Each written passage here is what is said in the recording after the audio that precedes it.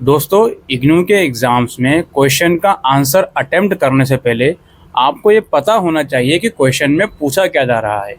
हम लोग क्या करते हैं, कोई भी क्वेश्चन हमारे सामने आया, हमारा मेन अट्रैक्शन जाता है कि वो क्वेश्चन किस टॉपिक के ऊपर है, और हम लोग क्या करते हैं, उस टॉपिक के ऊपर लिखना स्टार्ट कर देते हैं बिना ये देखे कि एक्चुअल में उस टॉपिक के बारे में पूछा क्या जा रहा है। क्या उस टॉपिक को एक्सप्लेन करना है, क्या उस टॉपिक को क्रिटिकली एग्जामिन करना है, क्या उसको क्रिटिसाइज़ करना है, क्या उस स्टेटमेंट को जस्टिफाई करना है। तो बहुत सारे ऐसे डायरेक्टिव वर्ड्स होते हैं क्वेश्चन में, जिसे आप समझोगे, तो समझने के बाद अगर उसका आंसर लिखोगे तो आपका एक अच्छा नंबर आ सकते हैं इग्नू के अंदर। अब हम लोग क्या करते हैं, हम डायरेक्टिव वर्ड को समझते नहीं हैं। हम ये कहते हैं कि सर 5-6 शीटें भर के आया था मैं, उसके बावजूद मार्क्स नहीं मिले।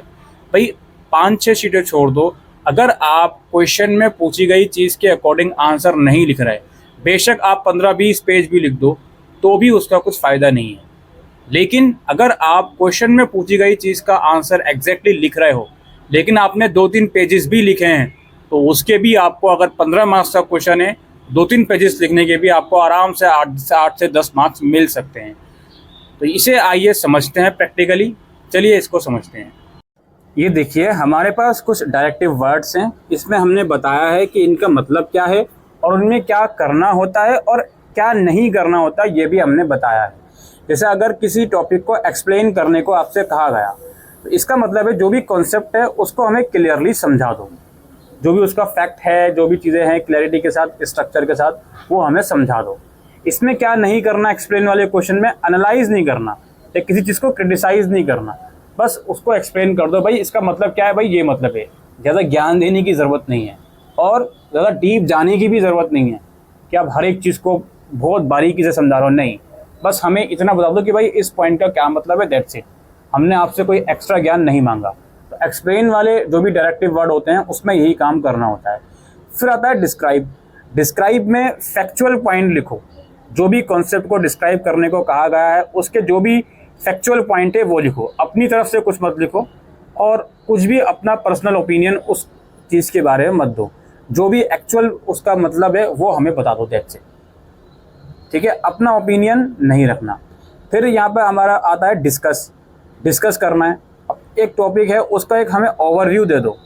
अगेन डीपली एनालिसिस नहीं करना, जस्ट एक ओवरव्यू दे दो और उसमें पॉजिटिव उसके जो भी चीज़ें हैं, नेगेटिव उसकी जो भी चीज़ें हैं, वो सब हमें बता दो कंक्लूजन के साथ। और डिस्कस वाले क्वेश्चन में कभी भी एक तरफा राय मत रखना कि खाली पॉजिटिव चीज़ें बता रहे हो, खाली नेगेटिव बता रहे हो। नहीं, दोनों चीज़ें आपको बतानी है फैक्ट के साथ और कंक्लूजन देना है जब भी डिस्कस करने को आए। फिर है इलूसिडेट। इलूसिडेट में आपका डीप एक्सप्लेनेशन होता है एग्जाम्पल के साथ। इसमें आप लोगों को सिंप्लीफाई करो पॉइंट के साथ, यानी कि हर एक चीज़ को पॉइंट के साथ आप लोग बताओ। इसमें क्या नहीं करना होता, सिर्फ पॉइंट लिख के छोड़ना नहीं है कि मेन पॉइंट लिख दिया। उन पॉइंट को एनालाइज करना है, डिफाइन करना है डीपली। इसका मतलब होता है आप लोगों का इलूसिडेट का। फिर आता है क्रिटिकली एग्जामिन। क्रिटिकली एग्जामिन का मतलब होता है पूरा चीज़ों को एनालाइज करना और जजमेंट देना, उसके हर एक पहलू को देखना, चाहे वो पॉजिटिव हो या नेगेटिव हो, और कंक्लूजन देना।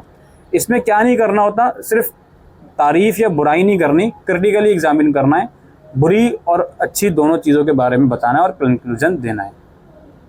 फिर है क्रिटिसाइज़। क्रिटिसाइज़ में दोस्तों ये नेगेटिव वे में क्वेश्चन पूछा जाता है।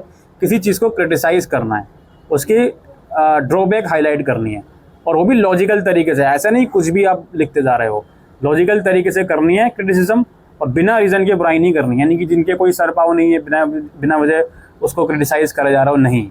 किसी चीज़ को क्रिटिसाइज़ करने का क्वेश्चन आता है तो उसके पीछे बहुत सारी चीज़ें होती हैं, फैक्ट होते हैं, पॉइंट्स होते हैं, उन्हें रख कर ही उसे क्रिटिसाइज़ करना है। इसके बाद आपका है कमेंट। कमेंट में आपका ओपिनियन मैटर करता है फैक्ट के साथ, लेकिन आप अपना ओपिनियन दो लेकिन फैक्ट के साथ दो। ठीक है, ऐसा नहीं है कि आप सिर्फ ओपिनियन दे रहे हो, फैक्ट नहीं रख रहे हैं, या सिर्फ फैक्ट रख रहे हो, ओपिनियन नहीं दे रहे हैं। दोनों चीज़ें इसमें बहुत इंपॉर्टेंट है, ओपिनियन प्लस फैक्ट अगर कमेंट करने को आए। फिर है इवेलुएट। इवेलुएट में इफेक्टिवनेस का जजमेंट देना है आप लोगों को, यानी कि वैल्यू असेस करो। किसी कॉन्सेप्ट की वैल्यू बताओ कि इस कॉन्सेप्ट की वैल्यू क्या है। सिर्फ डिस्क्राइब मत करो, वैल्यू भी उसको बतानी है।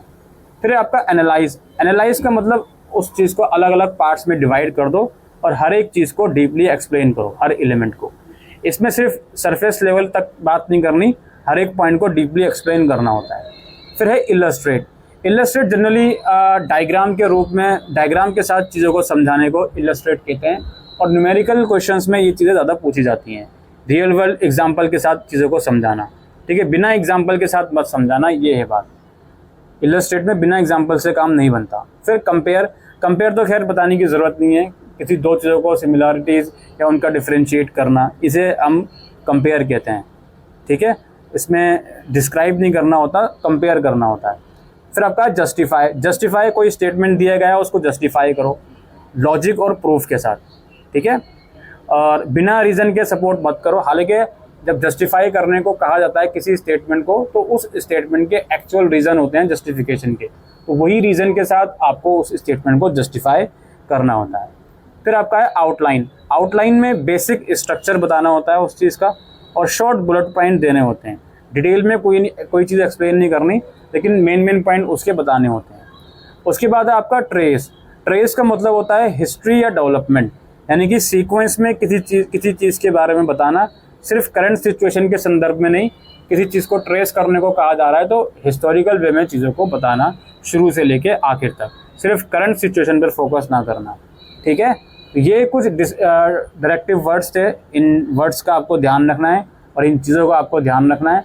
तो क्वेश्चंस का आंसर जब आप अटेम्प्ट करोगे तो इन चीज़ों का ध्यान रखोगे तो होपफुली अच्छा स्कोर आप इग्नू के एग्ज़ाम में कर सकते हो। ऑलराइट, यही दोस्तों आज की इस वीडियो में हम डिस्कस करने आए थे।